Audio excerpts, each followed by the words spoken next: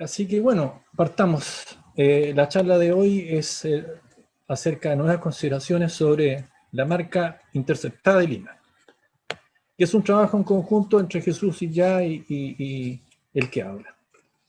La intención de esta charla era poder reunir toda la información que teníamos en relación al tema de la interceptada de Lima, que ha sido objeto de mucho interés básicamente de la gente que hace historia postal de América Latina.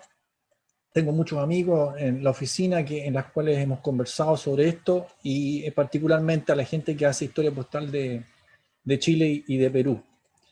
Así que vamos a primero hacer un reconocimiento a todo el trabajo que ha hecho la oficina, a Henry y Alfonso. Sinceramente están no solamente todas las noches, sino que los días domingos aquí para mantener este espacio de divulgación filatélica. Así que muy agradecido de parte mía y de Jesús.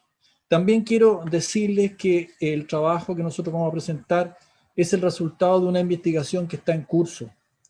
Había poca información y nosotros pensábamos con Jesús que era necesario actualizar esa información, entregarla, mostrarla a todos ustedes y de esa forma se iba a cumplir un propósito que es el de ir reuniendo más información, que es lo que buscamos con dar a conocer lo que hemos encontrado a la fecha. Así que esta es una charla que no pretende cerrar el tema, todo lo contrario, lo que queremos es abrirlo y mostrar lo que hemos avanzado hasta el día de hoy, ¿ya? Así que lo hacemos con mucha modestia, con mucha humildad, con mucha prudencia, en el sentido de que no vamos a sacar conclusiones definitivas, sino que vamos a dar a conocer lo que nosotros hemos investigado hasta la fecha.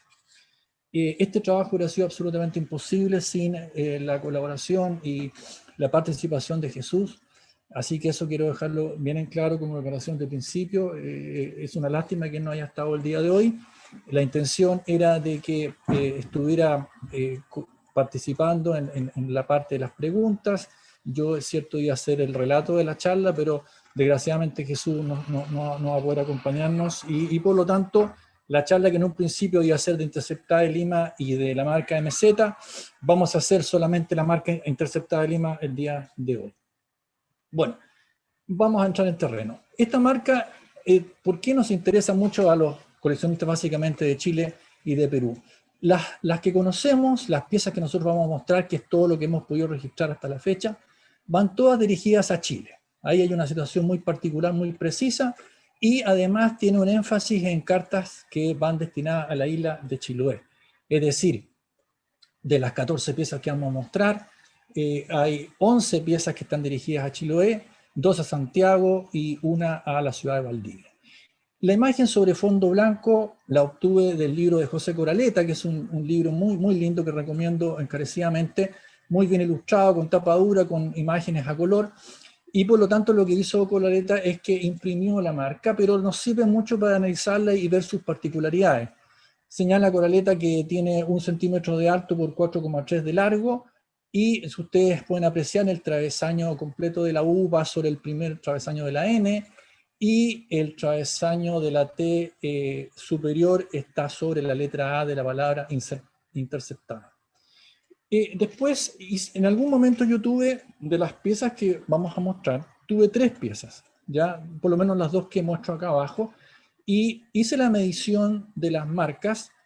En ese momento me dio 1 y 1,1 de alto por 4,4, 4,5 de largo. Pero eso es consistente con la información que da Coraleta, en el sentido de que eso puede obedecer al cierto rebalse de tinta o la liquidez de la tinta que se expande, que se ensancha, y por lo tanto 1 milímetro de diferencia no nos permite pensar que estamos hablando de un cuño distinto. En consecuencia, podríamos asumir que es un solo cuño que tiene 2 líneas, que en general se aplicó en color rojo. Las piezas que nosotros vamos a ver tienen ese color.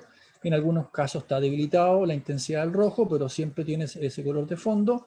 Y lo otro que también podemos señalar respecto a la marca es que si ustedes ven en la parte de arriba y al lado izquierdo, pareciera que tuviera como una suerte de marco sobre la marca que la enmarca en sí misma, y eso se aprecia también en casi todas las piezas de una u otra manera.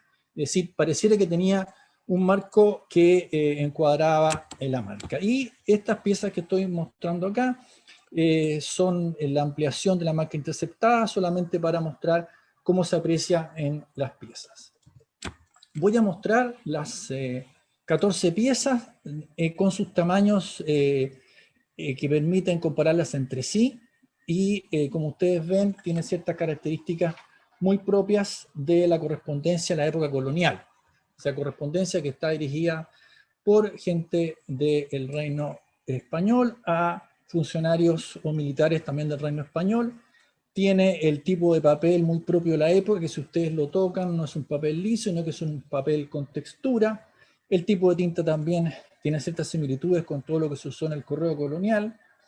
En general, a excepción, voy a ir intercalando las dos láminas, que son las dos que tenemos, donde se muestran todas las piezas. La mayoría de lo que tenemos nosotros son frentes, es decir, ni siquiera tenemos quizás el frente completo, quizás tenemos un fragmento del frente, y solamente tenemos una cubierta, que es la que está completa, que es la que está abajo a la derecha, donde ustedes pueden ver que está doblada y hay una parte del reverso en que se alcanza a ver la marca Chile al revés. Este es el conjunto de piezas. Entonces tienen el tipo de letra, los títulos que están asociados a todos los destinatarios. Esa es la clásica forma de redactar correspondencia en esta época. También, si ustedes aprecian el conjunto de las piezas, se van a dar cuenta directamente, ya sea por fragata o desde el nombre del barco. Bueno, entonces teníamos que, estaba diciendo que la mayoría de las piezas tienen o claramente un remitente desde Callao, por barco, por transporte marítimo, o directamente del virrey. Eso es lo que se aprecia en el conjunto de las 14 piezas que vamos a mostrar. Entonces, vamos a partir con una introducción, analizar cuáles son las teorías que existen al respecto, y vamos a preguntarnos ciertas cosas que son básicas, como cuántas piezas se conocen, cuándo se usó la marca, quién la utilizaba, a quién se mandaba, por qué vía se enviaba, dónde y por qué se utilizó, y vamos a intentar dar un significado a la marca interceptada de Lima desde nuestra opinión, producto de la investigación de las piezas. Vamos a ver el inventario de todas las piezas conocidas, 11 Chiloé, 2 Santiago y 1 Valdivia. Vamos a analizar también las tarifas de la época y algunas consideraciones finales. Entonces analicemos lo que dice Walter Bossé. Walter Bossé escribió un libro ya hace muchos años, en 1938, Los signos postales del Río de la Plata y los orígenes del correo terrestre en Chile. Y lo que señala, y lo voy a leer textualmente, Bossé, en el inicio del texto, porque en realidad antes del catastro de las marcas, él escribe y dice lo siguiente: por una orden secreta de la Junta de Gobierno de Buenos Aires, el 12 de julio de 1810, se interceptaba en Salta y se remitía a Buenos Aires toda la correspondencia que venía del Perú. Entonces, lo que señala Bossé es que este era un correo terrestre que habría hecho en el antiguo camino incaico del Alto Perú, Potosí, Salta, Tucumán, Buenos Aires, y que se habría interceptado la correspondencia que venía desde Perú en ese punto. Es decir, estaría Walter Bossé asumiendo que este era un correo terrestre que era interceptado a partir de una orden que dio la Junta de Gobierno recién en julio de 1810. Entonces, una de las primeras cosas que nosotros habíamos conversado ya hace un par de años con Jesús, ¿sí?, ya era de que en realidad eso no tenía sustento, y vamos a explicar por qué. Primero que nada, si ustedes vieron las piezas, es perfectamente claro darse cuenta de que casi todo la correspondencia tiene claramente el origen marítimo de ella, del apostadero de Callao, si salió de ese punto de Perú hacia Chile, y en consecuencia no se usó el correo terrestre que señala Bossé, y esa es una razón importante, pero también tan importante como la anterior, es el hecho de que la correspondencia que vamos a ver, básicamente nosotros la ubicamos desde el punto de vista histórico antes de 1810, y podría extenderse con alguna dificultad hasta 1812 como máximo. Entonces ahí lo que no sabemos, porque dado que está Andrés Schlichter de la Fundación Bosé, sería interesante saber, porque en el texto no se explica, por qué Bosé asocia esta idea, porque no tengo dudas que el decreto quizás sí existió, ¿por qué asocia la marca interceptada de Lima a ese aspecto? Es decir, aparentemente lo que Bosé entiende es que lo que hizo la Junta de Gobierno argentina es que ¿perdón? Lo que entiende vos entonces es que aparentemente el hecho de que dijera interceptada de Lima, a él asumió, lo interpretó como que ese era una correspondencia que se censuraba o que se requisaba en la ciudad de Salta, en la frontera entre el Alto Perú y Argentina. La otra teoría, que también es importante, que uno la escucha entre muchos coleccionistas, es el hecho de que las autoridades chilenas, las autoridades también revolucionarias, independentistas, requisaban esta correspondencia que venía también por mar desde Perú, o por tierra teóricamente, no lo sabemos, pero que la interceptaban con el objeto de poder anticiparse a las ideas o las órdenes que estaban saliendo desde el Virreinato de Perú a las fuerzas realistas que existían en Chile, básicamente en el sur. Y por tanto que esta sería una interceptación, una requisición del correo español por parte de autoridades chilenas ya en época o con condiciones de poder ejecutar ese tipo de acciones. Hay que decir que eso es absolutamente imposible. En 1810 no existía ejército chileno, bajo ninguna circunstancia, ni siquiera en 1811. Y por lo tanto, esta aseveración carece absolutamente de fundamento. Hay que señalar solamente como elemento histórico a considerar de que José Miguel Carrera fue el primero de los patriotas en ir a tratar de comprar barcos, porque ellos entendían de que el dominio español sobre el Pacífico era absoluto y completo. En consecuencia, Chile no contaba ni con ejército, menos contaba con armada, menos contaba con barcos, con marinos dispuestos a ejecutar acciones militares en esa época. Eso es absolutamente algo imposible y en consecuencia lo que nosotros tenemos que decir es de que esta idea de que la interceptada de Lima es una suerte de primera censura a la correspondencia, suena muy romántico, puede tener toda una épica detrás, pero en realidad no está sustentada por los antecedentes que nosotros conocemos y en consecuencia no es posible que nosotros sigamos adelante con esa teoría. Y en consecuencia nos planteamos, bueno, entonces, ¿qué es lo que es? Y de ahí viene el interés por estudiar las piezas y eso es lo que vamos a hacer. Primero, digamos algo sobre Chiloé, que es el destino de la mayoría de las piezas. La gobernación de Chiloé empezó a depender del Virreinato de Lima desde 1768 hasta 1826, donde termina el dominio realista en esa zona del país. Yo puse un mapa al lado izquierdo, que es de Jacques Bellin, de 1764. Ahí se aprecia la ubicación geográfica, para los que no conozcan Chile. En la parte sur, después de Chile continental, viene esta parte que se llama Chiloé insular, que está al frente del Chiloé continental, y era una isla grande, y por lo tanto, esta era la zona que fue defendida por los españoles de forma anticipada. Es decir, la razón por la cual los españoles establecieron defensas en esta zona de Chile no tenía por objeto defenderse de los intentos revolucionarios.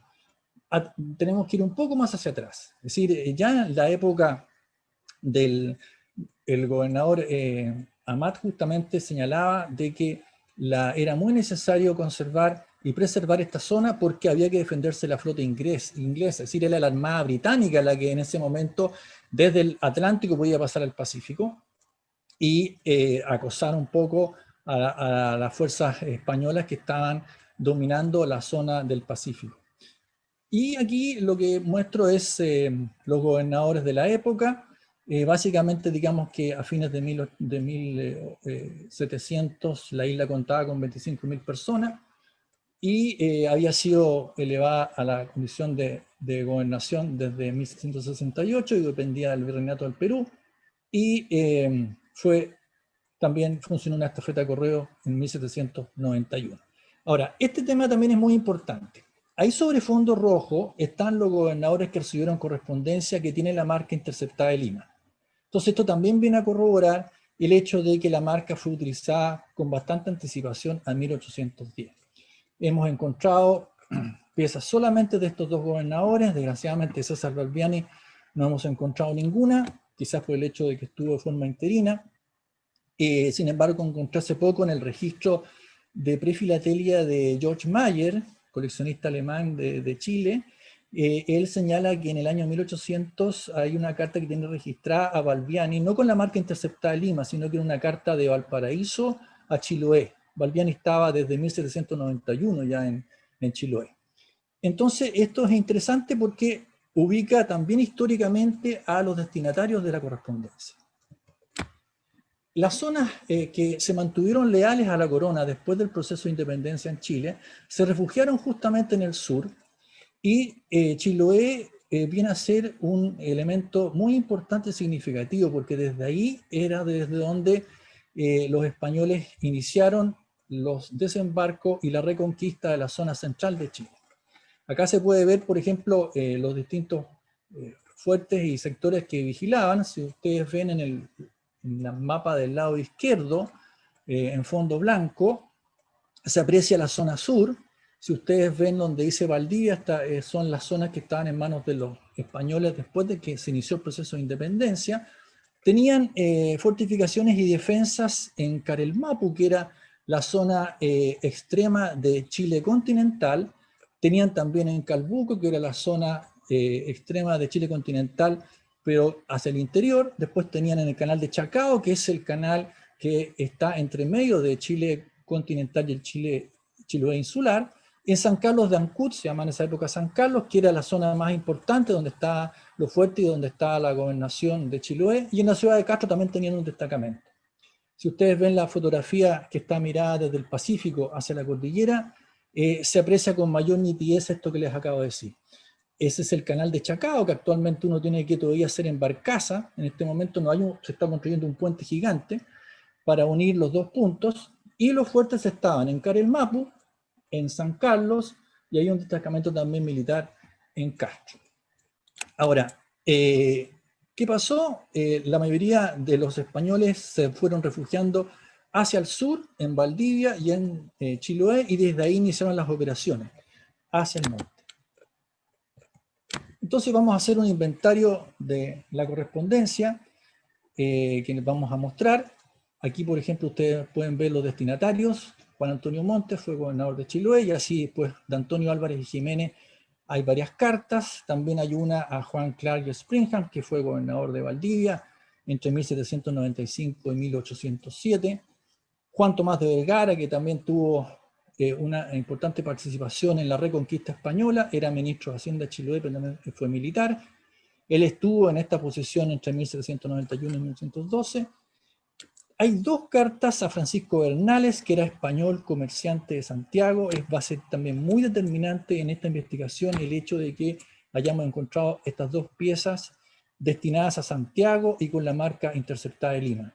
Están entonces también los portes, el color de las piezas de la marca interceptada de Lima, y después tenemos una serie de piezas que están destinadas al gobernador de Chiloé, sin identificar el destinatario específico, y también tenemos en estos casos que son a veces de portes mayores, y en dos casos la cifra ha sido modificada, y posiblemente, aunque esa es una interpretación que no podemos asegurar, hayan sido marcadas en origen y posteriormente modificadas en destino.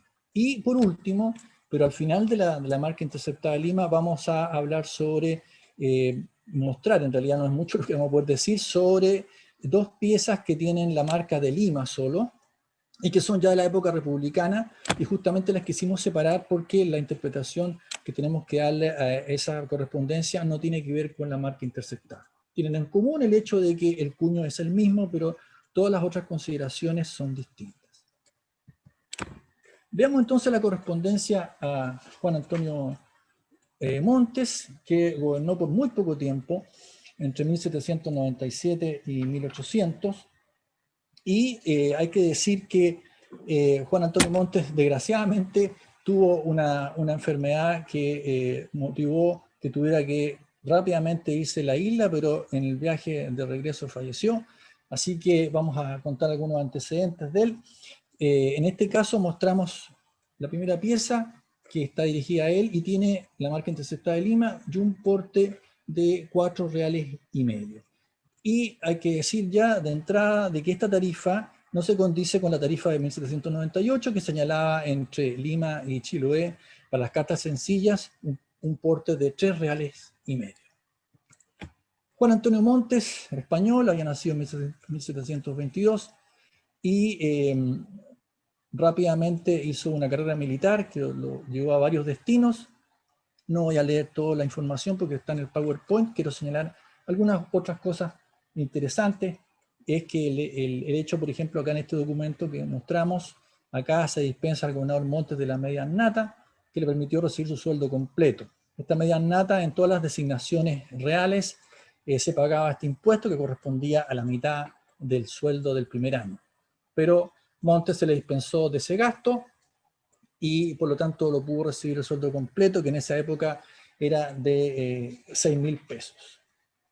Ahora, otro elemento interesante que se los quiero mencionar para contextualizar un poco y darle un marco histórico es el hecho de que hay una correspondencia a partir de un estudio que se hizo en España, que es muy interesante, sobre la correspondencia que mandó Montes a su amiga la duquesa Osuna, que era doña María Josefa Alonso Pimentel.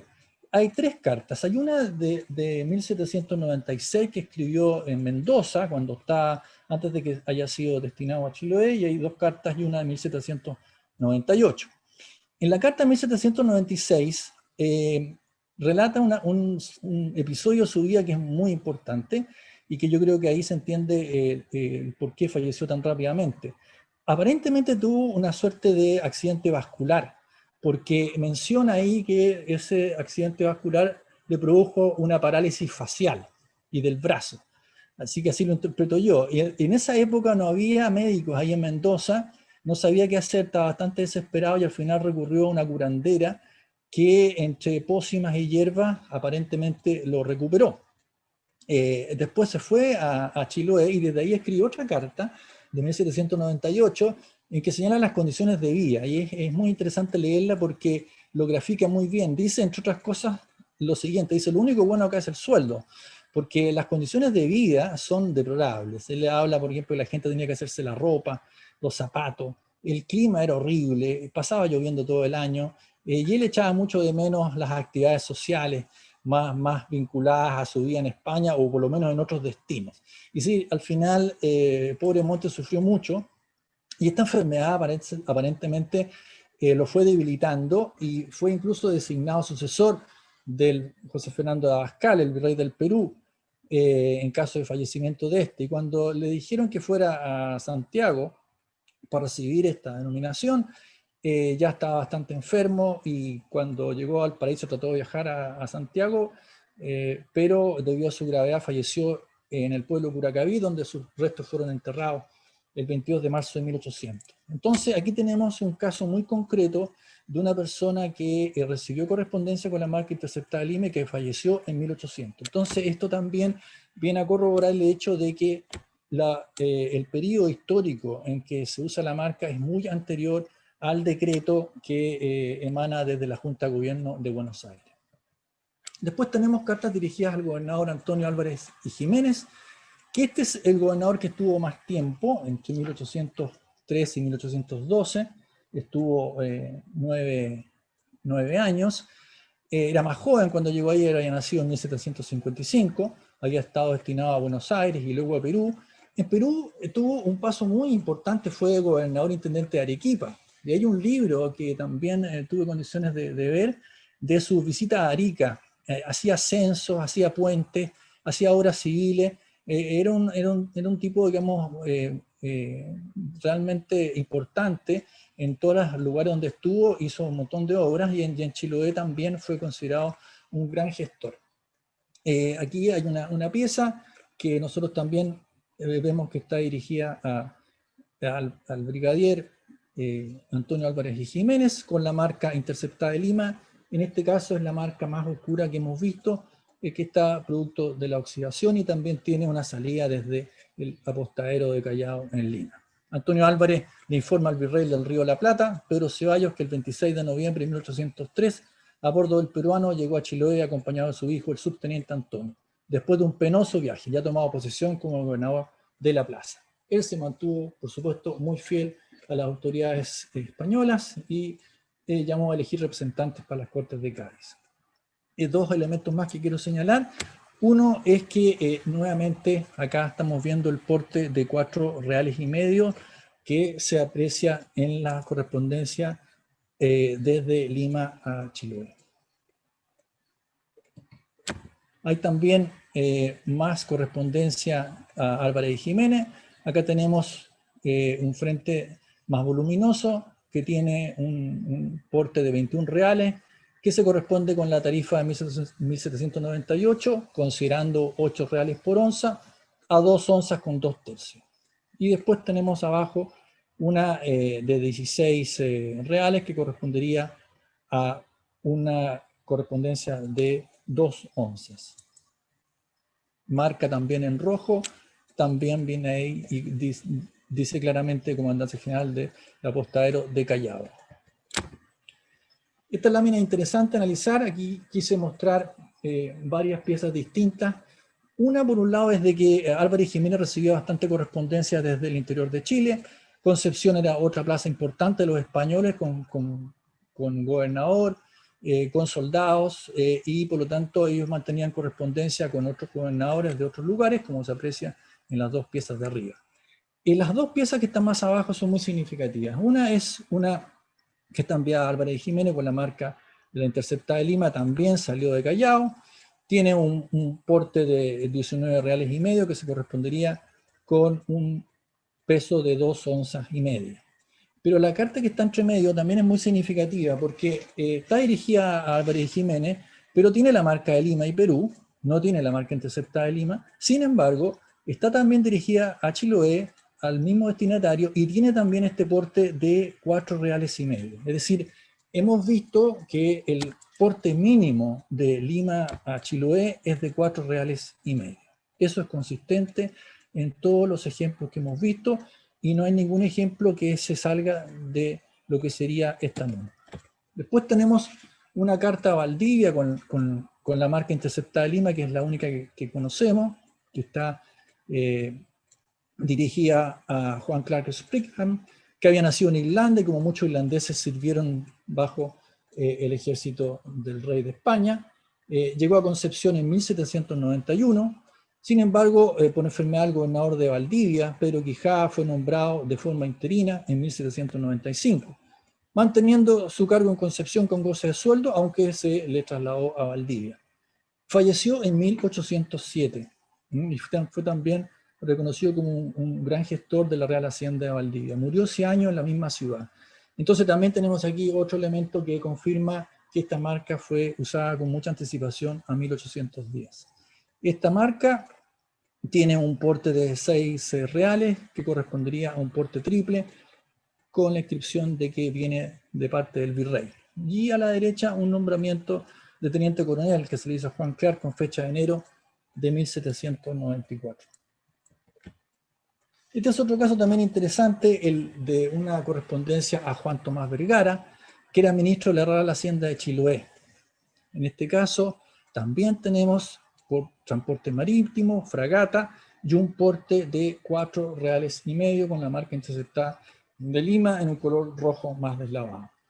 Esta marca, como ustedes pueden ver, mantiene a veces el color rojo, pero se ve bastante más borrosa, es decir, el cuño no sabemos con qué frecuencia se usó, pero va a ser frecuente el hecho de que a veces la marca no está nítida, como se aprecia acá. Juan Tomás Vergara tiene también una historia muy interesante, porque cuando llega Pareja, la invasión de 1812, a tratar de tomar posesión definitivamente, porque los españoles en Chile llamaron desesperadamente al virrey Abascal para que invadiera Chile, es decir, ya no había ninguna posibilidad de sostener la situación. Sale de Callao Pareja y llega a Chiloé en enero de 1813 y de ahí inicia el proceso de reconquista tomando Valdivia, Concepción y después acercándose hacia Santiago. Bueno, en ese trabajo lo ayudó Juan Tomás Vergara. Apenas llegó Pareja a Chiloé, se puso a su disposición, aceptó el cargo de intendente y entregó a Pareja los 160.000 pesos que tenían en tesorería. Pareja, digamos, era un militar que iba con la función de tomar de nuevo el control de la situación y le entregó a Vergara el título de comisario ordenador de los ejércitos. Y la historia entretenida de Tomás de Vergara es que además participó en la invasión a Concepción, yendo de adelantado justamente con Justice, que después fue gobernador, preparando esta invasión y viendo cómo estaban preparadas las tropas chilenas y cuánto les iba a costar de esfuerzo militar invadir Concepción y Talcahuano. Y sin embargo, lo que ocurrió después es más interesante aún, porque Vergara siguió con Pareja y hubo varias batallas, y resulta que era parte de los batallones chilotes. Los batallones chilotes estaban conformados por soldados veteranos españoles y chilenos y chilotes, por supuesto, y ellos participan de la campaña militar de Pareja hasta un punto en que empiezan a desconfiar de lo que eran los batallones realistas, pero que estaban conformados por chilenos de la zona central. Hay una desconfianza muy grande y resulta que en la batalla de Hierbas Buenas, que fue en 1813, en mayo, muere Juan de Tomás Vergara y los chilotes acusan de que fue asesinado por las propias fuerzas realistas que no eran de los batallones de Chiloé, sino que los batallones de la zona central de Chile. Esto produjo una desconfianza tan grande que nada menos que los batallones chilotes se repliegan, se devuelven a Chiloé, no están dispuestos a seguir adelante y la historia hubiera sido totalmente distinta si Pareja hubiera continuado con la invasión hacia el centro de Chile. Eso le permitió a las fuerzas chilenas reagruparse y finalmente Pareja también le agarra una neumonía con un invierno tremendo en Chillán y fallece. Así que es una historia muy interesante la de Juan Tomás Vergara. Aquí tenemos la única pieza que se conoce que está destinada a él, con un porte también de 4 reales y medio. Esta también es una correspondencia que a nosotros nos sirvió mucho en trabajo con Jesús, que es el hecho de que tenemos una correspondencia que está destinada al comerciante español muy conocido en la época que se llamaba Francisco Bernales. Francisco Bernales había nacido en 1773 y se dedicó al comercio, llegó antes de 1800 a Chile, muy joven, se casó con chilena acá, tuvo familia acá y tenía contactos comerciales con Río de Janeiro, Lima y ciudades del interior. Y en este caso son las únicas piezas que tienen como destino Santiago y tienen la marca interceptada de Lima. Y aquí tenemos dos cosas interesantes. La primera es que el porte sí se corresponde con la tarifa de la época. Es decir, un real y medio correspondía a la tarifa entre Lima y Santiago por mar, correo marítimo, en esta época para las cartas sencillas. Entonces, Francisco Bernales representa una excepción a la regla, es el único caso de correspondencia que no va dirigida a militares. Hay mucha correspondencia a Bernales. Yo puse aquí varios ejemplos porque es un destinatario que yo había visto ya hace muchos años en correspondencia, no solamente con la marca interceptada de Lima, sino que con muchas marcas distintas. Estaba a cargo de los estancos, era un tipo muy destacado. Aquí mostramos una carta de Chillán, fechada el 20 de febrero de 1810. He visto otra que tiene fecha de septiembre de 1810. En la mayoría de los casos hay dos cartas de Chillán, Talca y Valparaíso. Se pagó un porte de £1 por el transporte de una carta simple y £1,5 en el caso de Mendoza. Es interesante ubicar también a Bernales históricamente porque la correspondencia que estamos viendo acá es de 1810 con la excepción de una carta que extraje del libro de José Antonio Raiz, que es de la colección de Fernando Aranás, que es esta carta que está fechada de Talca, Santiago, y que lo que dice en el libro de José Antonio es que esta tiene fecha de 1812. Menciono a Francisco Bernales no solamente por la importancia que tiene él desde el punto de vista de ser un destinatario de la marca interceptada de Lima, sino que porque además fue perseguido posteriormente por las autoridades patriotas a partir de lo que se llamó en 1817 la Comisión de Secuestros, que estaba encargada, ya imagínense el nombre es de terror, en Comisión de Secuestro, encargada de embargar los bienes y caudales de los comerciantes realistas prófugos. Pero en muchas ocasiones los familiares de estos españoles aludían en su defensa precisamente a la condición de origen, por ejemplo, ser un grupo familiar de americanos o con hijos nacidos en el suelo de América, pues el perseguido peninsular estaba viviendo en el país hacía ya varios años y por lo tanto debían ser acreedores de la misericordia de las autoridades. Ahí después de las negrillas en 20, ustedes ven el detalle de las personas y está Francisco Bernales considerado prófugo y perseguido. Es interesante este caso porque vamos a ver este doble estándar. Los militares españoles eran perseguidos, participaban en batallas y o tenían que arrancarse o sufrían las consecuencias. Pero estaban muchos de estos españoles que no eran militares, que vivían en Chile y que de una u otra manera se fueron ayornando, se fueron adaptando a esta situación.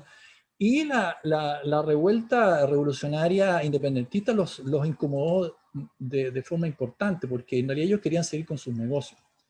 Entonces Bernales, para hacer un poco corta la historia, logra eludir esta situación, a pesar que fue perseguido, pero entre comillas, digamos, fue perdonado. No, a pesar que se le embargaron los bienes, no sufrió la prisión ni la expulsión. Tenía familia, incluso su hijo había nacido en 1802, y ese hijo fue posteriormente juez, y un juez muy importante porque participó del juicio del asesinato de Diego Portales, que fue ministro del Interior muy importante en la época republicana. Y falleció, entre otras cosas, Bernales en Chile en 1843. Después veamos un poco correspondencia que está dirigida al gobernador político militar de Chiloé, que aquí no tiene un nombre específico. Vamos a ver varios ejemplos. La que está arriba a la izquierda es una correspondencia que dice y se señala que viene por la fragata El Águila, que había esta fragata El Águila zarpaba de La Coruña a Montevideo y Buenos Aires, pero también sabemos que hizo viajes a Lima y de ahí a Santiago, como se ve que este es del Virrey, y por lo tanto hacía viajes a América. Esto es una observación que extrajo del Archivo General de Indias, Jesús. Y esta marca 10 reales correspondería entonces a una onza y un cuarto, bajo el concepto de los 8 reales por onza. La pieza de abajo, una pieza que alguna vez yo tuve, y que es muy interesante porque es la única que tiene 2 veces la marca interceptada de Lima y se mantiene bastante con intensidad el rojo a pesar de los años. Tiene un porte de 78 reales y se corresponde con un peso de 9 onzas, 2 tercios. También existen estas otras que están un poco ya deslavadas, las imágenes no son lo mejor, pero había que mostrar todo lo que había. También tenemos la marca interceptada de Lima y también vienen por transporte marítimo del Virrey. Los portes son significativamente más importantes. Hay un primer caso de un porte de 22 que está modificado a 42, correspondería a 5 onzas y un cuarto. Y la de abajo tenía inicialmente un porte 94 y bajó a 84, que correspondería a 10 onzas y un cuarto. Es el único caso donde tenemos un porte modificado. Es difícil la interpretación. Normalmente el porte se colocaba en destino. Es cierto que entre 1770 y 1790 en Lima existió la costumbre de marcar en origen a veces los portes para que las estafetas de destino no se equivocaran en lo que había que cobrar. Pero en esta época, en general, la práctica era que se cobraban y se marcaban en destino. Vamos a ver entonces qué es lo que entendemos posteriormente por el destino, cuál sería el destino específico donde se colocaban los portes. Esta pieza también es muy interesante y es la que también nos va llevando de una u otra manera a acotar el tema, a ordenar el tema, a ir viendo, bueno, cuáles son las posibilidades de dónde se aplicó la marca. Ya sabíamos de dónde venía, sabíamos que venía por transporte marítimo, sabíamos que iba destinada a Chile, pero a distintos puntos de Chile, y entonces aquí nos aparece esta pieza que es la única pieza que nosotros hemos visto, donde es una cubierta completa, y en el reverso está la marca Chile. Esta marca Chile sobre fondo rojo, y que se aplicaba y se conoce siempre en color rojo, se usó en Santiago, según todos los registros que tenemos de varios coleccionistas, historiadores postales, entre 1795 y 1814. Y tiene las características propias de las piezas que venían desde Lima, es decir, tiene también el porte de 4 reales y medio y está dirigido al gobernador de la provincia de Chiloé. Aquí entonces nosotros vemos que esta carta tendría que haber estado en Santiago antes de seguir rumbo a Chiloé por la marca que nosotros vemos en el reverso, que es una marca que se usó únicamente en Santiago. Las tarifas vigentes que existían a partir de 1798, hay una modificación en 1800 para el porte de mar de Lima a Valparaíso. Si nosotros analizamos las piezas que hemos visto, se correspondería, por ejemplo, en el caso de la pieza que va de Lima a Valdivia, a una carta triple que pagó 6 reales.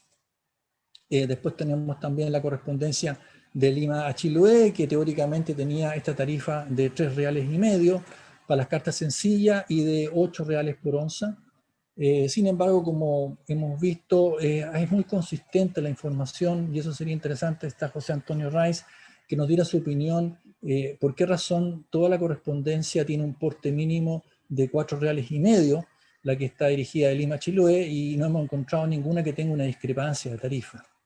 Y en el caso de la correspondencia de Lima a Santiago por mar, tenía un porte de 1 real y medio para las cartas sencillas.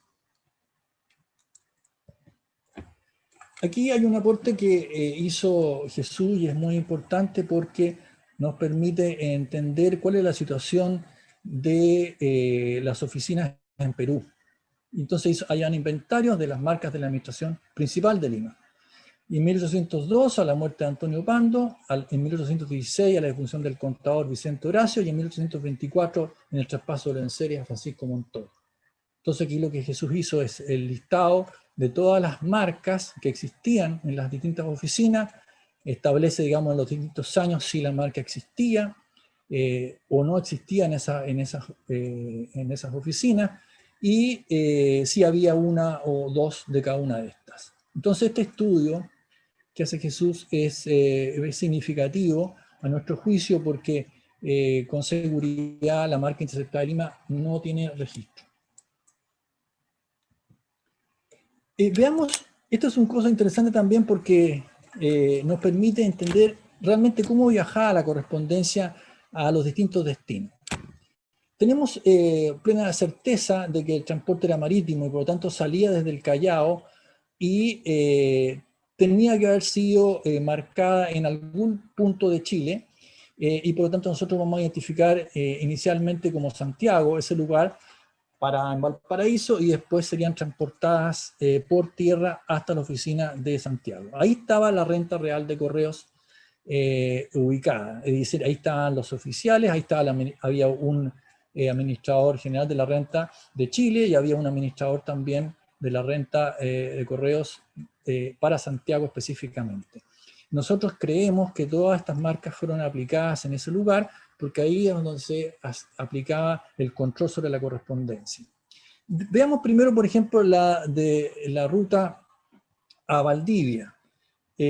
Aquí, teóricamente, lo que pensamos es que existen, por supuesto, siempre dos opciones, que es que hayan sido transportadas por correo marítimo o por correo terrestre. Nos inclinamos por la segunda. Justamente José Antonio hizo un artículo muy interesante para el Chile Filatélico sobre la carrera de Concepción, y hay ahí también antecedentes que están en el propio texto, en el libro de José Antonio, sobre cuál era el trayecto que seguía la correspondencia. En el caso de, en el lado derecho, ustedes pueden ver un mapa ampliado de Chile que sirve más para analizar las posibilidades de recorrido. Como dije, en color rojo estaría el transporte marítimo, en color magenta el correo terrestre a Valdivia. En el caso de Chiloé, pero también va a estar incorporado Valdivia en estas láminas, y aquí se puede analizar con más detención los puertos donde se detenían los barcos. En esa época de partida hay que decir que los puertos que tenía operativo Chile era el de Chiloé, el de Valdivia, el de Concepción, después, más al norte, el de Valparaíso, por supuesto, el de Coquimbo, Huasco y Copiapó, que en realidad era el puerto de Caldera. Esos eran los puertos por donde podía atracar los barcos españoles. Por lo tanto, de Santiago al sur existía solamente la opción, digamos, de llegar a Concepción, que era en realidad San Vicente la bahía de Talcahuano, ¿no? Concepción quedaba pegada a esa ciudad, pero no era, Concepción no era un puerto, eso hay que aclararlo. Y después venía Valdivia y después Chiloé. Sin embargo, por el correo terrestre transitaba la mayoría de la correspondencia. El correo terrestre tenía un montón de detenciones hasta Concepción, que era uno de los trayectos más comunes, paraba en Rancagua, después San Fernando, Talca, Cauquenes, Chillán, Itata y después Concepción. Sin embargo, tenía también la posibilidad de seguir esta ruta por tierra, desde Concepciones y desde la costa hasta Valdivia. Y ahí tenía una ruta que hacía Colcura, Arauco, Tucapel, que era un fuerte en esa época que hoy en día es conocido como la ciudad de Cañete, después Yeuyeu, Tirúa, Nueva Imperial, el río Tolten, Queule, Cruces se llamaban en esa época, ahora son el río Cruces, y Valdivia, un total de 135 leguas. Pero este recorrido era un recorrido paralelo a la costa. De hecho, varias de estas localidades son costeras.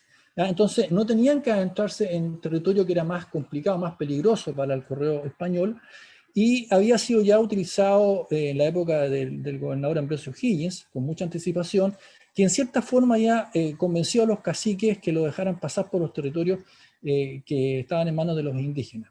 Así que, si uno piensa cómo se transportó esta correspondencia, mi opinión es que después de llegar por vía marítima a Santiago, se transportó por tierra hasta Concepción y siguió posiblemente también por tierra hasta Valdivia, con la opción de que haya sido por mar desde ese punto hasta Valdivia. Y en el caso de Valdivia a Chiloé, lo más probable es que sí haya sido por mar. ¿Ya?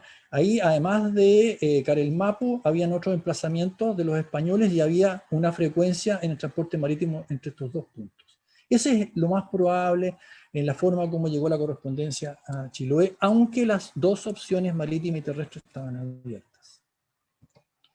Entonces, a modo de resumen, nosotros nos vamos a ir acercando, si ustedes se fijan, todos los antecedentes nos van llevando a excluir algunas cosas y a incorporar la posibilidad de otras cosas más.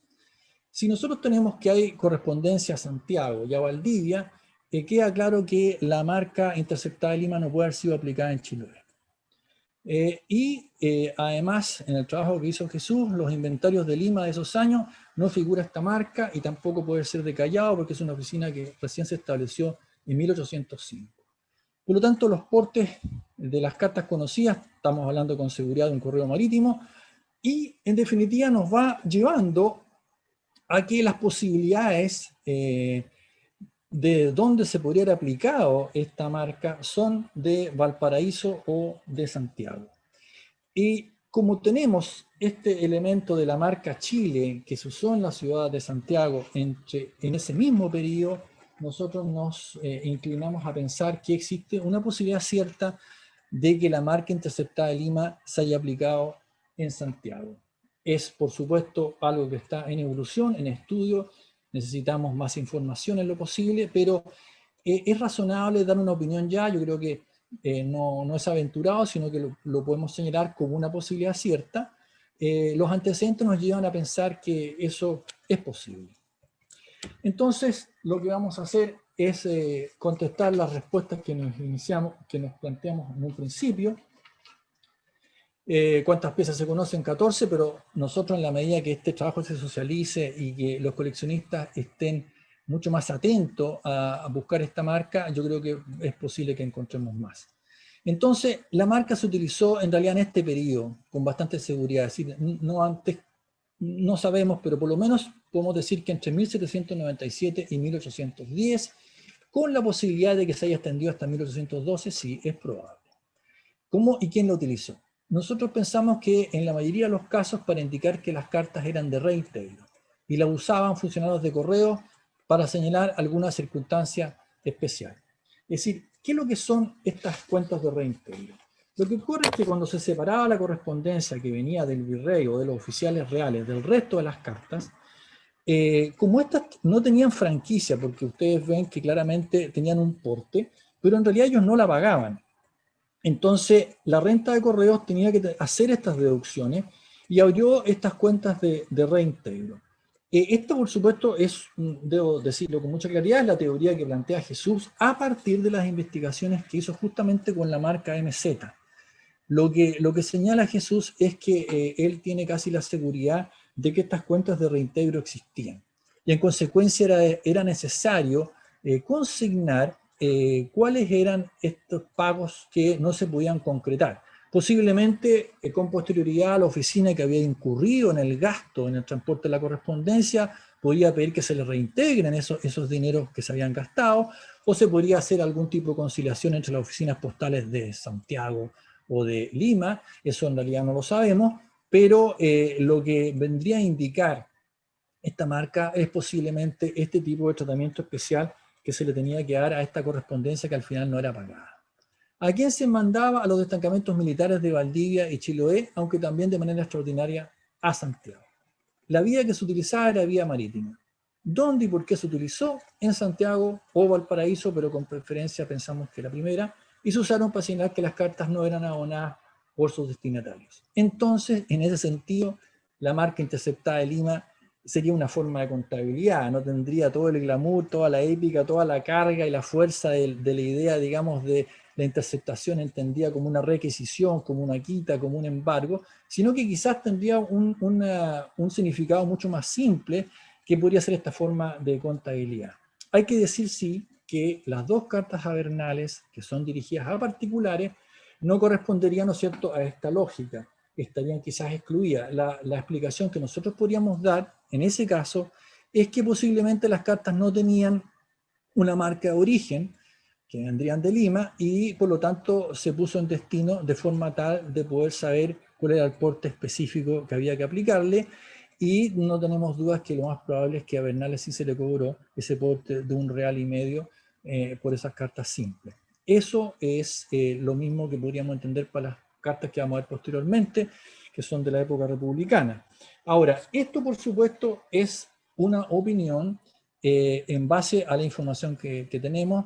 Jesús ha sido consistente en cuanto a señalar de que él ve con mucha dificultad que la marca haya sido utilizada en Perú y que en consecuencia la marca tendría que haber sido usada en Chile, y la verdad es que en el caso de la oficina de Santiago, que tendría que ser la que aplicara los portes, y que además la oficina de Santiago es la que tendría que justamente llevar estas cuentas de reintegro, era la única que tendría la capacidad para hacer eso.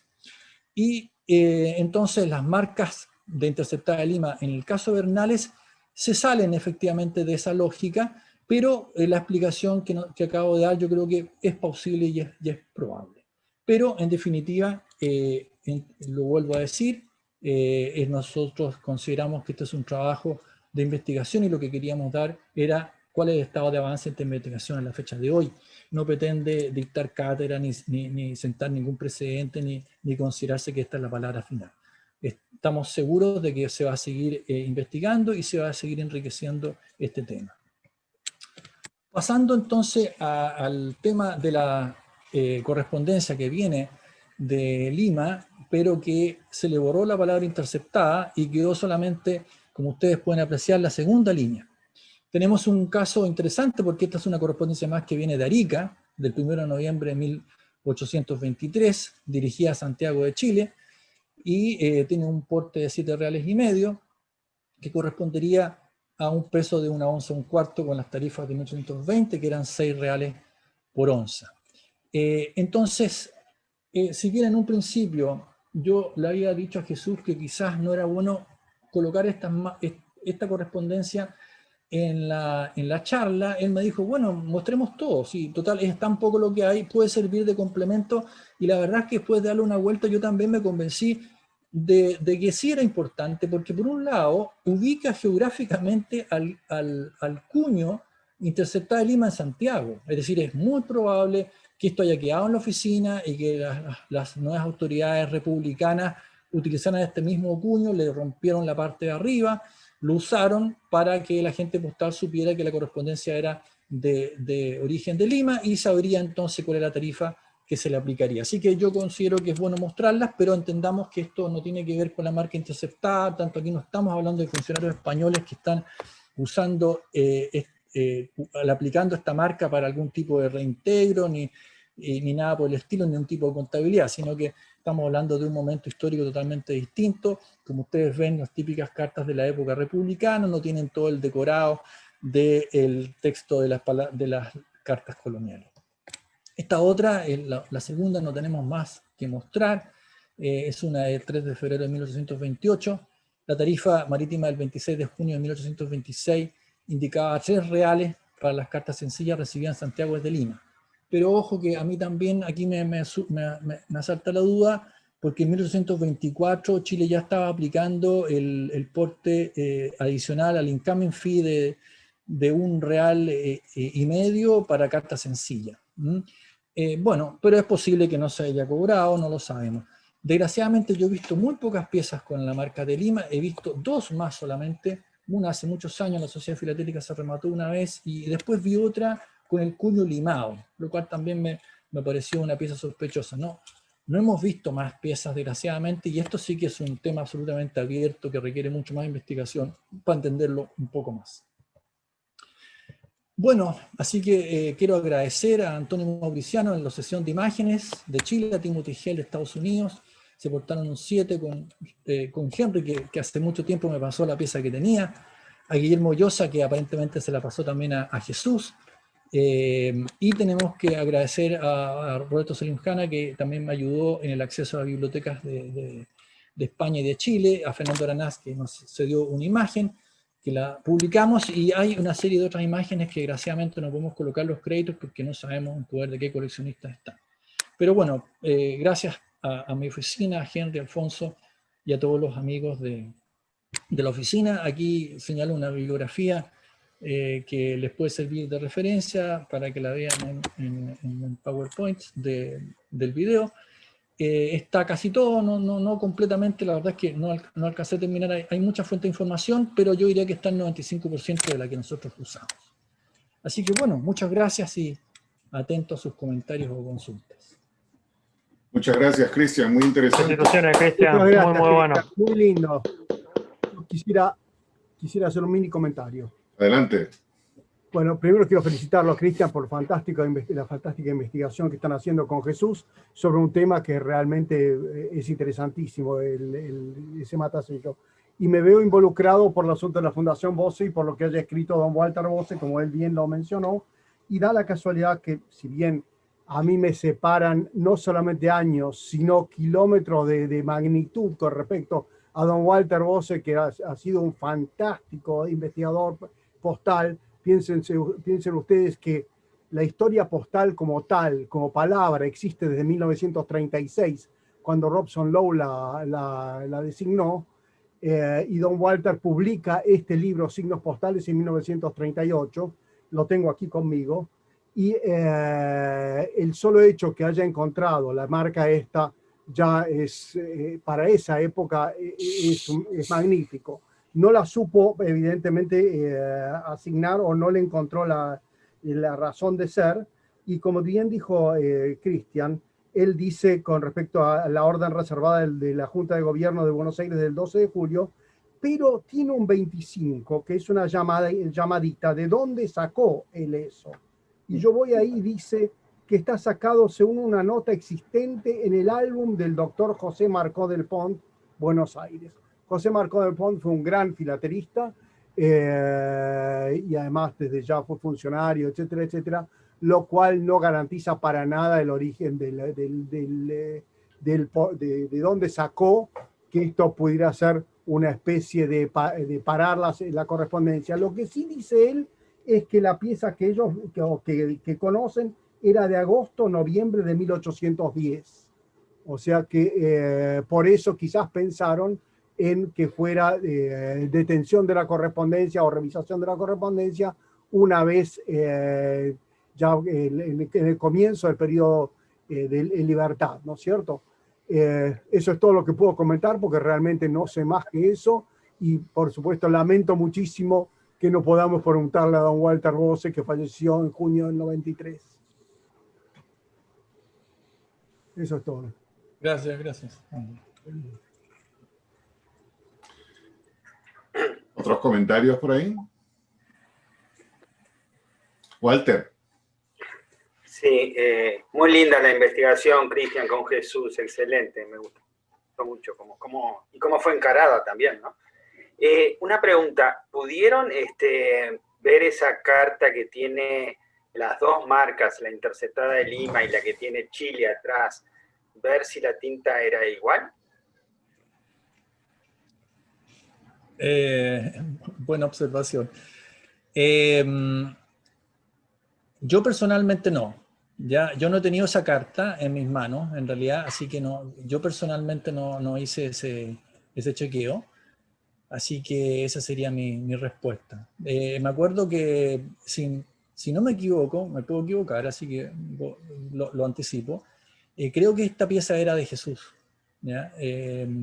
No sé si se acuerdan, hubo un remate hace ya como 1 año y medio de haber sido en Soler y Yach, y creo que la pieza está, lo voy a corroborar, pero no te sabría decir. Es verdad, tu pregunta es importante, porque en realidad el hecho de que sea la única cubierta que conocemos y el resto sean todos frentes, y que al estar la cubierta con la marca Chile, es posible deducir e inferir sin seguridad absoluta de que en realidad quizás las otras se hubieran también aplicado a la marca de tránsito en Santiago, a la marca Chile, y después sigan dirigidas a Chiloé. Desgraciadamente, eso es un comentario que es preliminar, no me atrevo a concluir nada respecto a eso. O sea, la verdad, por eso quise dejar en claro de que esto ameritaba una presentación, porque yo había escuchado tantos comentarios tan distintos, incluso con Henry, me acuerdo con Juan Pablo Aguilar, con Manuel Arango,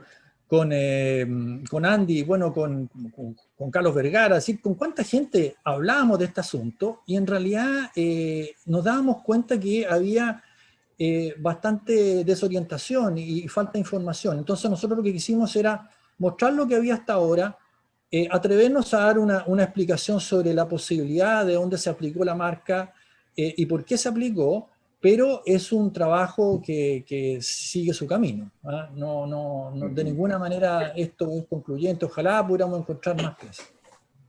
Gracias. ¿Algo más por ahí?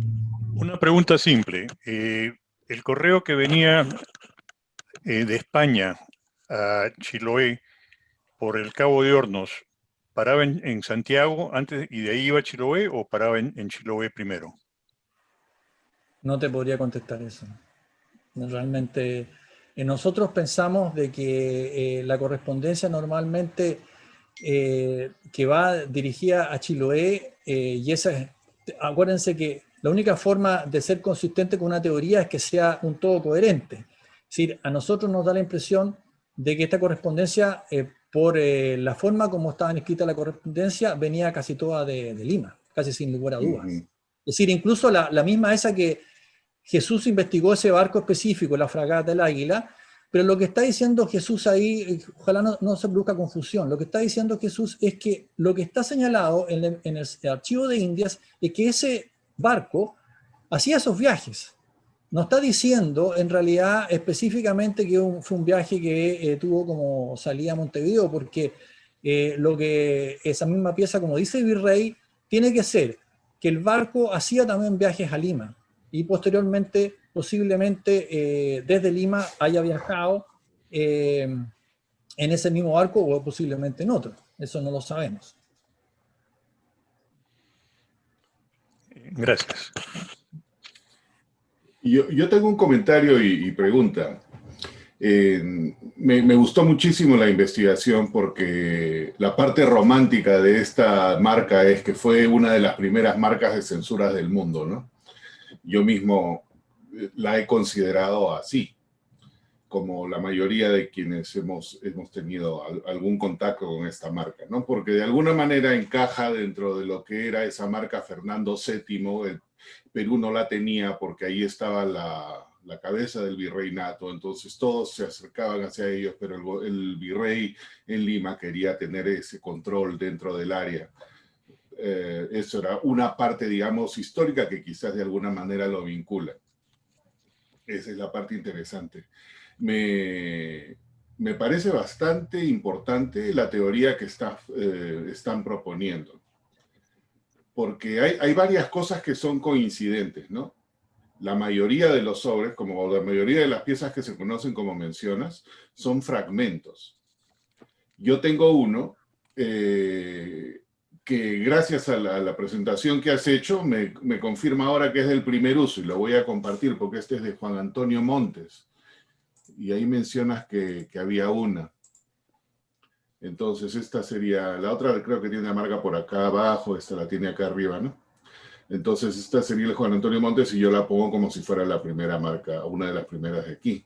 Pero lo interesante de lo que he visto y he notado en lo que tú tienes, esta obviamente estuvo cosida en algún lugar. Entonces habrá estado cosida en algún registro, en algún libro, en algo.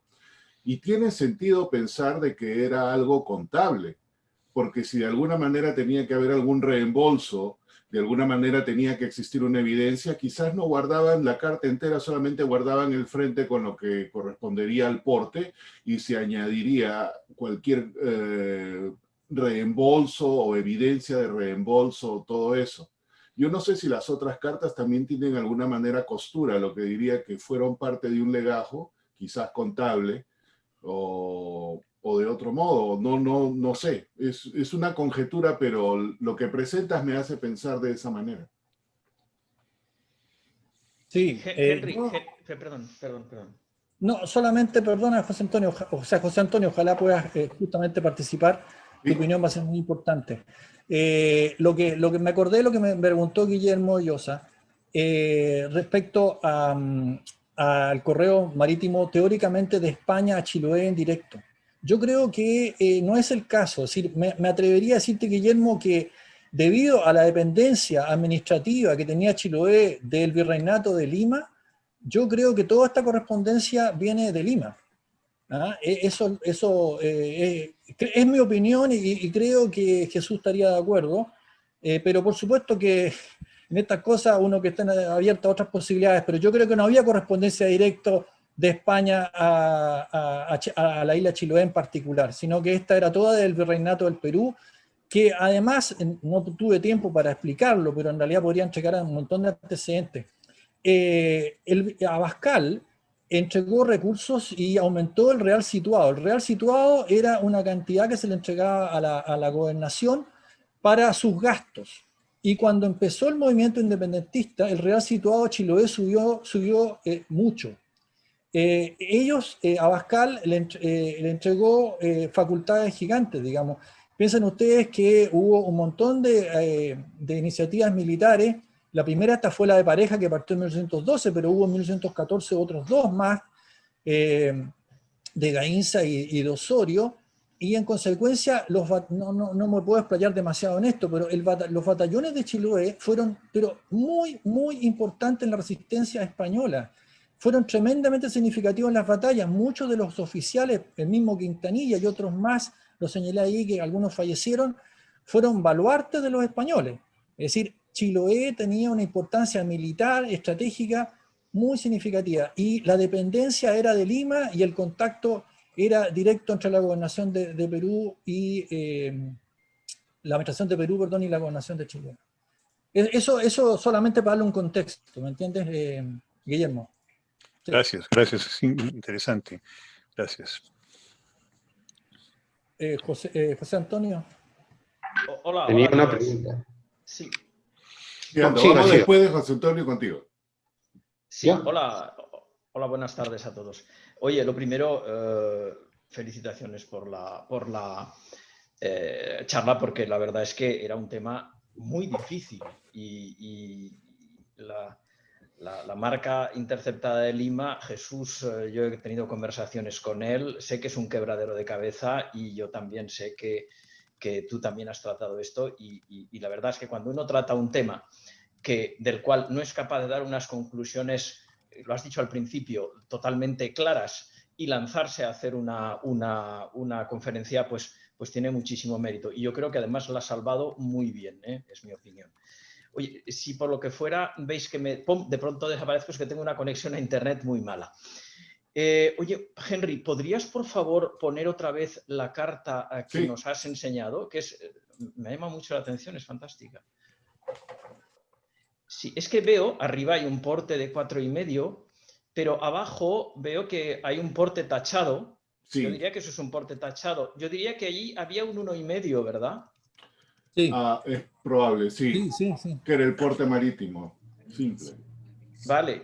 No, vamos a ver, con respecto a las tarifas, para mí la tarifa de las cartas a Chiloé, pues es uno de esos puntos negros que desgraciadamente yo todavía no he podido llegar a salvar. Y bueno, pues habrá que seguir investigando. Cuando se trata de cartas de Chile a Chiloé, ahí yo creo que no hay problema, porque con la tarifa de 1.798, las anteriores cartas, yo no sé si hay algunas anteriores, desde luego para el periodo 1798-99, 1800 suelen coincidir. Es más, las que se han visto aquí hoy de Santiago a Chiloé no creo que no dan ningún problema. El problema es cuando vienen posiblemente de Lima, que eso todavía no lo tenemos claro, aunque sí que parece que pudieran venir. Desde luego, si esta viniera de Lima, pues hombre, podríamos intentar, yo esto además también lo tengo comentado con Jesús, no me atreveré a escribirlo, pero sí que me atrevo a comentarlo como se lo comenté a él ya hace casi un año. Me gustaría compartir con vosotros un documento. Claro, déjame parar el share. Adelante. Sí, vamos a ver. ¿Lo veis? Sí. Muy bien. Esto es, vamos a ver si lo hago más grande. Muy bien. Esto es la tarifa de Santiago de Chile, para bueno, todo el Reino de Chile y todas las correspondencias que vinieran de fuera. La fecha está aquí abajo, esta es la de 1798, lo veis aquí, 1 de enero de 1798, está aquí abajo a la derecha. Esta es del Archivo de Indias. Entonces, cuando veo tantos portes, 4,5, pues digo, pues no lo sé, a lo mejor resulta que, como ocurre con otros destinos en Chile, que se hace pues sumando los portes de una carrera a otra, y si uno de vosotros se entretiene en hacer este ejercicio con las tarifas de Chile, verá que ocurre muchas veces. Yo me encuentro con que una carta que viene de Lima a Santiago es 1,5, y una carta a Chiloé son 3 reales. Claro, 3 más 1,5 son 4,5. Para las sencillas me vale, lo que no sé si esta regla me va a valer para las de más porte. Habría que verlo. Pero de momento, pues con esto a lo mejor podría ser. Pero insisto, todavía no me atreveré a escribirlo. De momento yo lo dejo ahí. Sí, es interesante tu teoría. Sí. Pero todavía ni eso, ¿eh? No me atrevo ni a decir ni teoría, fíjate. Es decir, de pronto... Una opinión.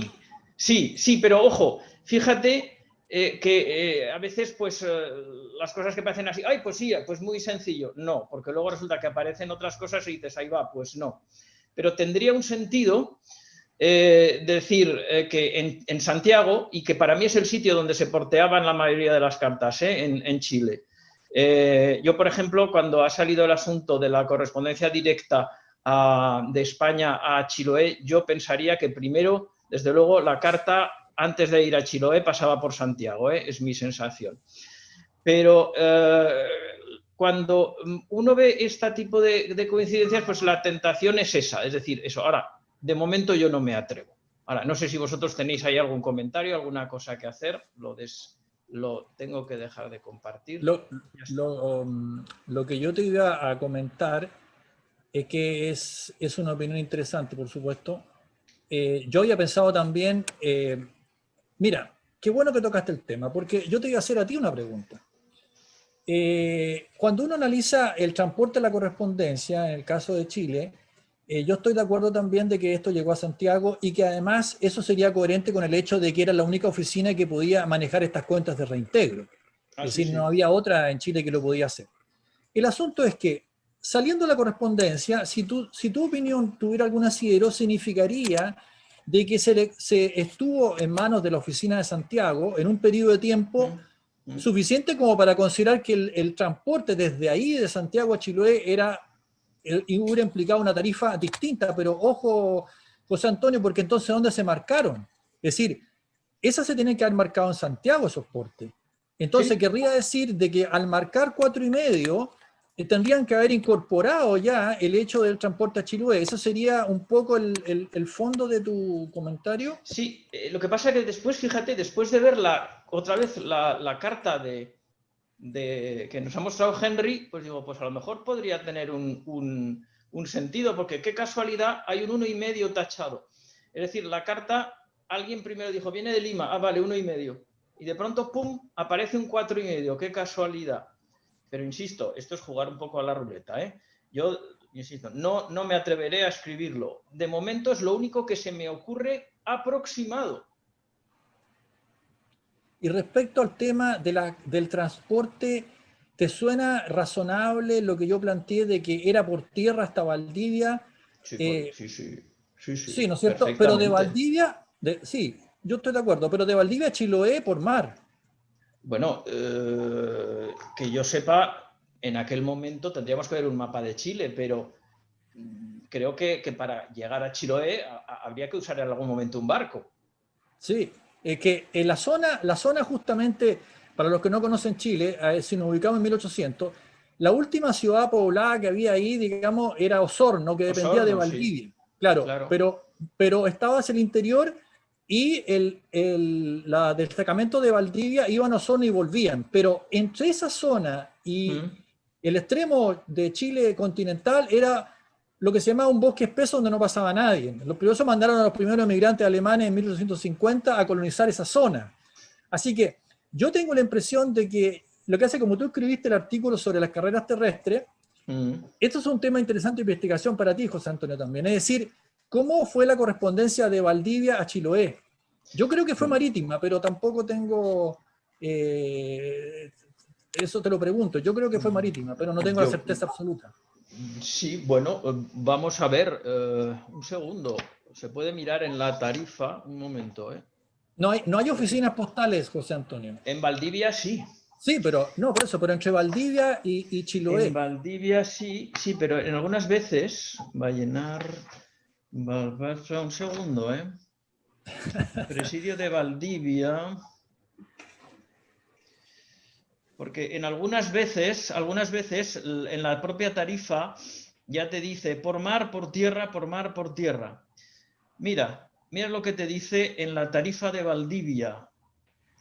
Para Chiloé, por tierra, 1, 1,5, 2, 3. Para Chiloé por mar, 1, 1,5, 2, 3. Costaba lo mismo. Pero es curioso que aparece. Si me das 1,5 minutos, te busco el original de la tarifa del archivo de Indias. Salgo un momento, seguir vosotros y encuentro ese documento. Ok. Aldo tenía una pregunta. Sí, más que una curiosidad. Me he enganchado al final de la charla y estaba viendo ahí en uno de los pantallazos de que hablaban de que la oficina de Callao se había aperturado en 1805. A mí la verdad es que me parece que esa fecha de 1805 es bastante tardía para la oficina de Callao, porque siendo el primer puerto peruano. Llamé hace unos minutos a Julio César a hacer la consulta y me dijo que no, que esa fecha es una supuestamente segunda o tercera apertura de una oficina por traslado o por haberse trasladado de un lugar a otro, me dijo, pero la oficina de Callao era mucho más temprana. Creo que Guillermo Llosa, que está por ahí, creo que podría ayudarnos con esto, o dónde se ha obtenido esa información.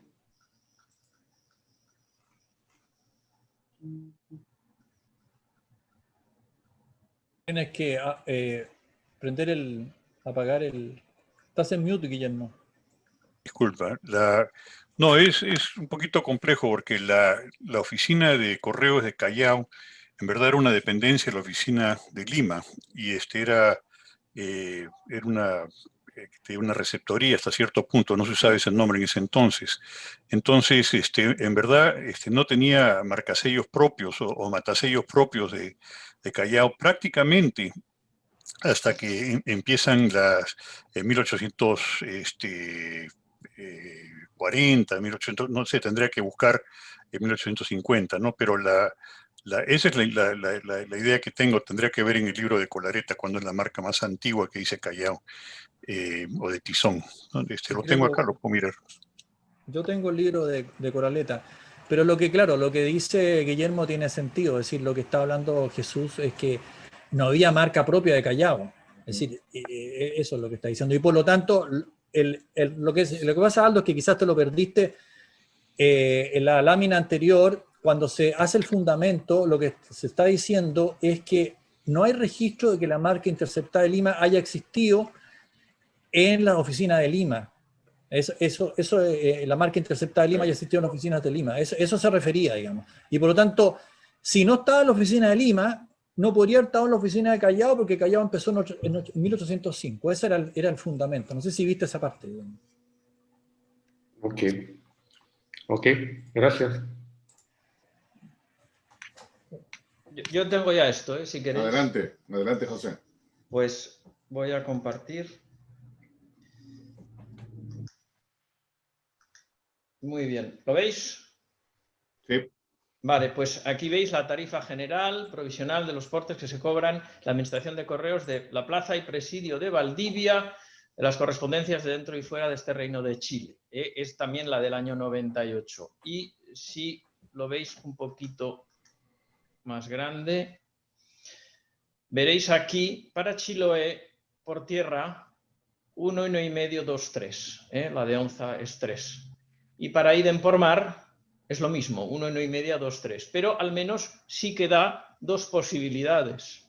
No sé cuál era la más utilizada, si realmente se utilizaron las dos, pero cuando se hizo la tarifa, al menos cuando se hizo la tarifa, sí que debía haber algún tipo de alternativa. Sí. Okay. Yo hasta ahí os puedo leer, no puedo decir más, pero al menos en el papel sí que aparece. Dos posibilidades. Sí, correcto.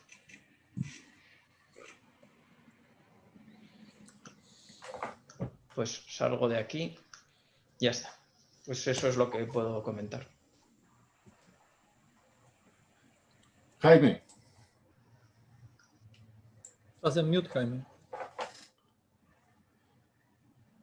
Pues sí, muy convincente, Cristian. Tengo que felicitarlos por cómo apoyaron sus deducciones para llegar a donde llegaron.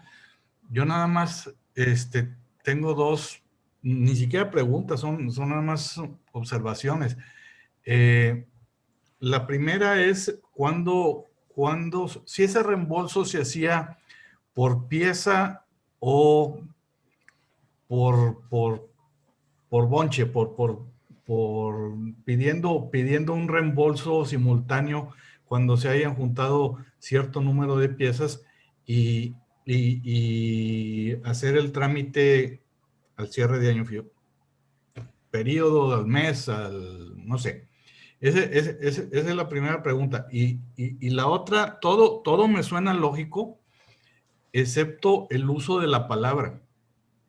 Porque, como dice Henry, uno por gravedad se va hacia una detención de esa pieza por algún motivo. Y lo busqué en la Real Academia Española y las definiciones que ahí vienen es básicamente hablar de lo mismo, de apoderarse de algo antes de que llegue a su destino, de tener algo en su camino, interrumpir, obstruir una vía de comunicación.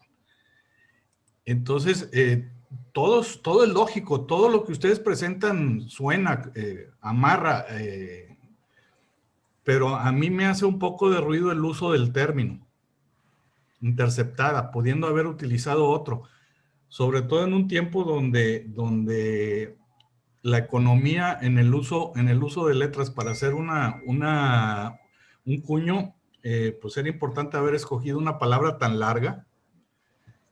Entonces, eso me queda como ruido, pero definitivamente lo que ustedes han dicho es muy convincente. Y eso es todo lo que quería aportar. Gracias, Jaime. Es que coincido plenamente contigo. Es decir, es que uno tiende a querer creer lo que le suena razonable, y es cierto que la palabra interceptada tiene toda una carga épica, digamos, de requisición, de quita, de embargo, suena, digamos, a conflicto militar, yo te voy a quitar esto. Y es cierto, Jaime, yo coincido contigo. Yo durante mucho tiempo también pensé que era Y yo creo, es más, yo creo que si la opinión de tanta gente que yo le escuché hablar de eso, es porque efectivamente tiene lógica. Pero debo decirte, no lo quise fundamentar más, pero es absolutamente imposible que haya sido una requisición de carácter militar, es decir, una cosa violenta de requisición del correo. Eso no es así. Ahora, coincido contigo que usar la palabra interceptada es muy fuerte la palabra interceptada. Y estoy de acuerdo que si hubiera sido una marca de contabilidad se tendría que haber elegido otra palabra. Es que ahí coincido contigo. A mí también me hace ruido. Me hace ruido. Bueno. Por eso es que dijimos que esta era una investigación que muestra lo que hemos logrado avanzar hasta la fecha. Pero, insisto, nada es definitivo, nada es concluyente. Como decía mi amigo Heinz, todo esto es condicional. Condicional a que sigamos encontrando información. Yo coincido contigo, plenamente. Y otro elemento muy importante es que están recortados todos los frentes. Se tuvieron que haber tomado acciones al respecto para pues darle un manejo como si fuera un frente certificado, aunque no era certificado. O sea, de recortar, unir. Henry lo acaba de mostrar muy claro que hasta se ve inclusive archivado de alguna manera. Entonces hay que encontrar la lógica del proceso, el proceso postal que llevó a manejar eso como ustedes dicen. Sí, si puede ser un comentario. Creo que como Christian mencionó, llegaba un montón de cartas y el Correo en Santiago removía, sacaba, interceptaba, sacaba de esas algunas que ya sea que no tenían la marca de origen, en fin, ¿no? Yo creo, si no me equivoco, que mucho de la correspondencia española, como era correspondencia de pago, para justificar o para llevar los cuentos, se quedaban con los frentes y el resto de la carta se quedaba con el destinatario. Pero que los frentes de cartas muchas veces se ponían en legajo. Yo tengo múltiples cartas que tienen frentes, que tienen esas perforaciones de pabilo que le han pasado, las han cosido, ¿no? Y creo que eso era relativamente común, no sé, o sea, no sé qué tan común, pero yo creo que es algo que se hacía con alguna frecuencia, por lo menos. Sí, yo quiero agregar una cosa. La pieza que mostraste, Henry, entonces es una pieza que no conocíamos nosotros. Me parece que te envié la imagen y si no la envié, ya la tienes, ya son 15. Y gracias por aclarar también de que es del primer periodo, porque este señor es del 1700 cuando, ¿no? 1797 a 1800. Sí, exacto. Y el otro tema es que bueno que José Antonio Reins fue el que hizo la observación, porque yo creo que también lo que dice José Antonio de que está tachado el 1,5, da la impresión que sí.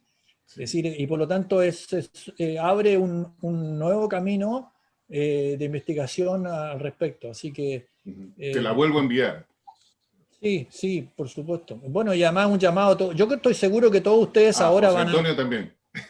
Sí, yo estoy seguro que todos ustedes van a estar mucho más atentos ahora a encontrar esta marca. Y también la marca de Lima, es cierto, hablamos poco porque sabemos poco, pero también es interesante reunir más información de la marca de Lima. Hay muy pocas cartas. Yo no sé si alguno de ustedes conoce algo, digamos, sobre eso. No, las únicas que yo he visto han sido en libros, que me parece que es una de esas que has mostrado, porque no, de eso hay menos todavía que la interceptada de Lima, me parece. Y desgraciadamente uno de los portes no me coincide a mí tampoco con el porte que se aplicaba en Chile. Y qué lástima, porque necesitamos más información.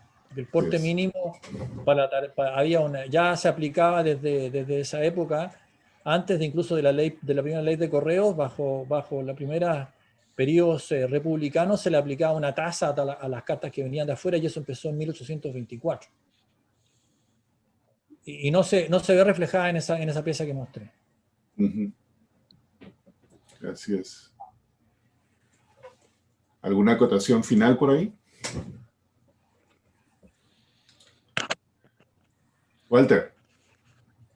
Sí. Cristian, capaz que no entendí bien y podés de repente repetirlo. Una de las conclusiones podría ser de que era porque había un reintegro porque el destinatario no lo había pagado? Claro, ¿Cómo, de hecho, y si fuera así, ¿cómo puede ser que un gobernador no pague una correspondencia que él recibía?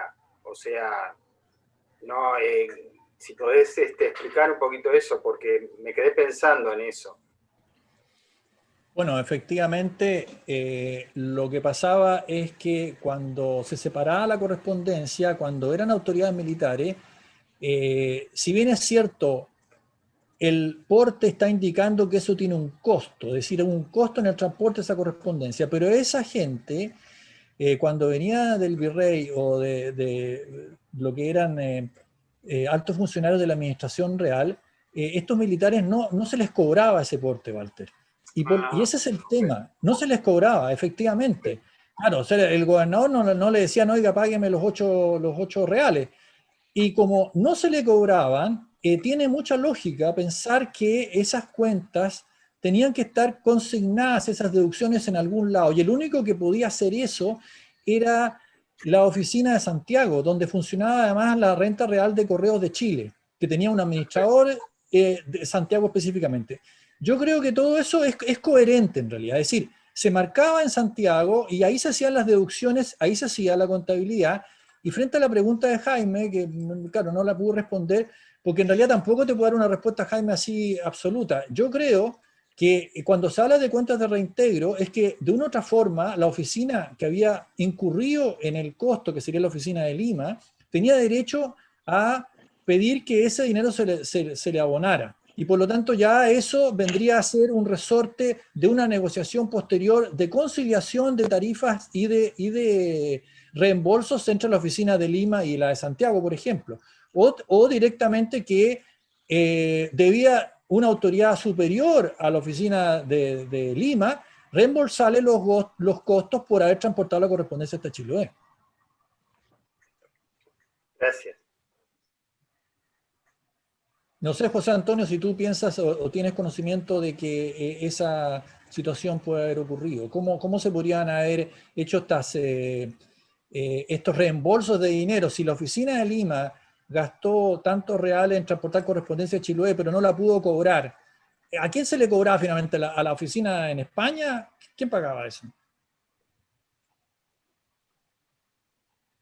Un asunto No se sabe. delicado. Yo, vamos a ver, en el caso de que fuera una carta de Lima a Chiloé, como mucho, el asunto de discrepancia entre Lima y Santiago sería hasta Santiago, porque Lima no transportaría hasta Chiloé. Ya empezaríamos por ahí. Entonces, la deducción la tenía que consignar la oficina de Santiago, que fue la que tuvo que incurrir en el gasto de llevarla hasta Chiloé. Pues ahí tendríamos que verlo, pero desde luego Lima con Chiloé, yo sí que no, eso sí que no lo veo. Es decir, el correo del Perú llevaba hasta, bueno, sería por vía marítima hasta Santiago, pues bien, lo llevaba hasta Valparaíso. Pero ahí el correo del Perú ya tendría que desentenderse, teóricamente. Es posible. Y la idea que nos mostraste, José Antonio, tendría sentido. 1,5 hasta Santiago y de ahí los 3 que van hasta Chiloé. Y el otro va a cargo de la oficina de Chile. Claro. Y es ahí donde supongo que se debió hacer la corrección. Sí. Pero, insisto, estamos en un terreno pantanoso, no lo siguiente. Da miedo, ¿eh? Sí, porque además ya son muchas conversaciones sobre esto, Sí. son muchas, con Jesús también, que hoy no ha podido estar, pero le ha dado vueltas, además, el hombre, posiblemente bastantes más que yo. Henry, a lo mejor tienes la primera marca de cargo de correo complementario. Sí, hombre, pero sonaba más bonito como censura. De todos modos, está interesante. Se le quitó todo el glamour al asunto, yo lo sabía. Al final una simple marca de contabilidad en realidad pues, suena un poco árido, pero quizás está más cercano eso a la verdad que lo otro. Digamos, Es bastante plausible. Sí, el otro pero es no le saca el glamour, porque en otros lugares no sé, en otros virreinatos, no sé si existía algo así, que hubiera una marca de contabilidad para reintegro, no sé. Claro, la cosa de la censura es wishful thinking, es decir, uno quiere que sea así, pero... de todos modos, respecto a este tema, yo no estoy seguro que Jesús ya se va a explayar mucho más cuando él trate, ojalá pueda hacer en enero, la marca MZ, porque resulta que es Jesús el que plantea, digamos, ahí la autoría intelectual es de él, es absolutamente, así que no es mía. Es el hecho de que él considera de que los antecedentes que él ha analizado desde la oficina de Lima le permiten pensar en estas cuentas de reintegro. Así que yo creo que ese va a ser el momento para que él se pueda explayar más y pueda entregar más antecedentes respecto a ese asunto. Y va a ser un interesante estudio complementario porque la MZ se usó en 3 periodos, pues, ¿no? Y aparentemente por 3 razones diferentes. Aparentemente. No hay que especular, esperaremos esa presentación y a ver qué sucede. Bueno, con eso, Cristian, nuevamente muchas gracias y a Jesús también, aunque no esté aquí. Felicitaciones, estuvo hermosa Sí, fantástica presentación que sí, continúa con el misterio de la o censura o contabilidad o quién sabe qué, pero sigue siendo misteriosa. Bueno, y el día de mañana...